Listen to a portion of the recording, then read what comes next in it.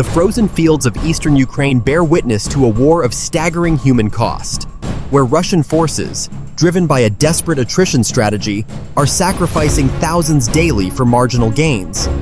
3 years into a conflict Moscow once vowed would last mere days, over 800,000 Russian troops lie dead or wounded, a figure surpassing Soviet losses in Afghanistan tenfold.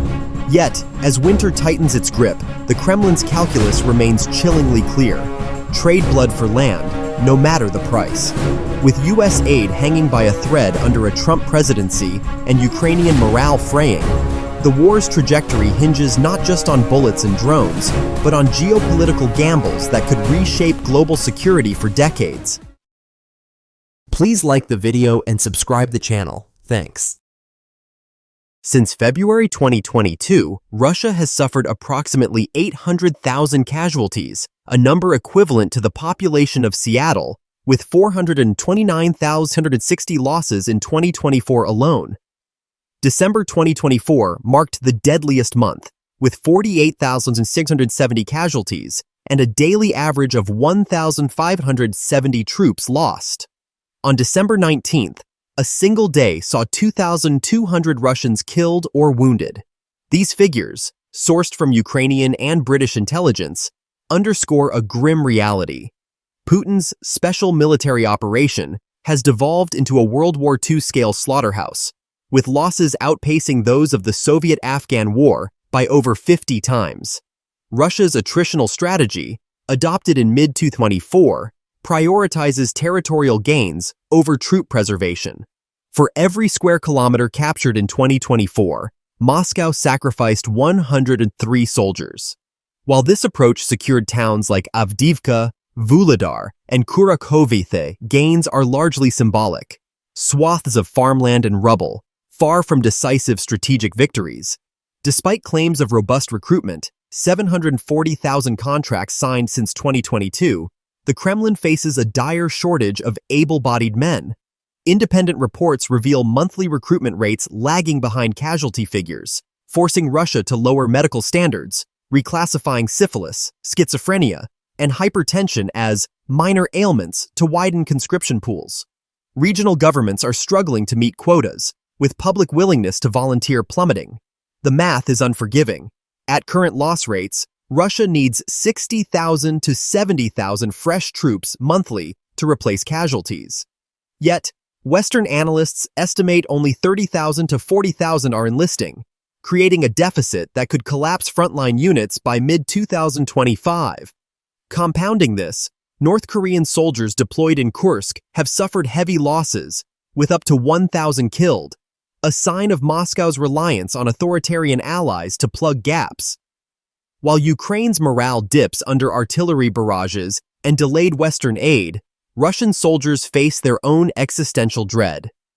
Dismounted meat assaults, human wave attacks, have become routine, with poorly trained conscripts thrown into drone-monitored kill zones.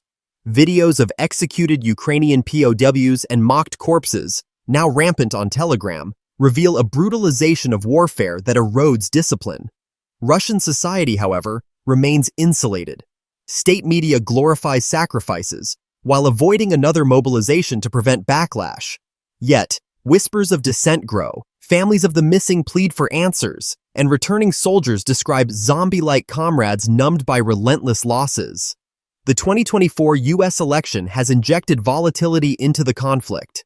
President Trump's ambivalence, floating aid cuts unless Ukraine trades rare earth minerals, has rattled Kyiv. Ukrainian troops already ration shells and drones, with 70% of new brigades staffed by inexperienced recruits. A reduction in U.S. support could cripple air defenses, enabling Russian glide bombs to devastate cities like Kharkiv. The stakes transcend Ukraine. As Dr. Michaela Dodge warns, a Russian victory would embolden China, Iran, and North Korea, signaling that Western resolve is fracturing. NATO's credibility hangs in the balance. Estonia and Lithuania, contributing 0.8% of GDP to Ukraine, fear becoming Putin's next targets. Meanwhile, Taiwan watches closely. President Tsai Ing-wen has linked Ukrainian survival to deterring Chinese aggression.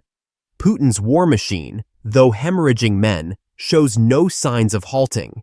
Recent offensives near Kupiansk and Pokrovsk aim to envelop key logistics hubs, leveraging mechanized assaults reminiscent of World War II tactics.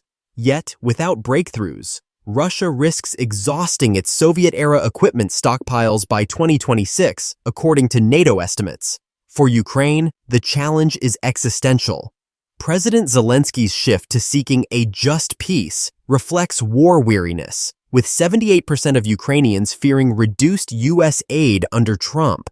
Civilian evacuations, like Natalia Balanska's tearful flight from Hryshyn, underscore the human toll as front lines creep westward. The Ukraine war is no longer a regional conflict, but a litmus test for global order. Russia's staggering losses, 1,970 troops daily as of January 2025, expose the limits of authoritarian resilience. Yet, without sustained Western support, Ukraine's resistance could crumble, inviting a cascade of authoritarian aggression from Taiwan to the Baltics. As a Ukrainian medic chillingly notes, if we have 3 men against Russia's 50, no amount of courage will hold the line. The world watches and hesitates at its peril.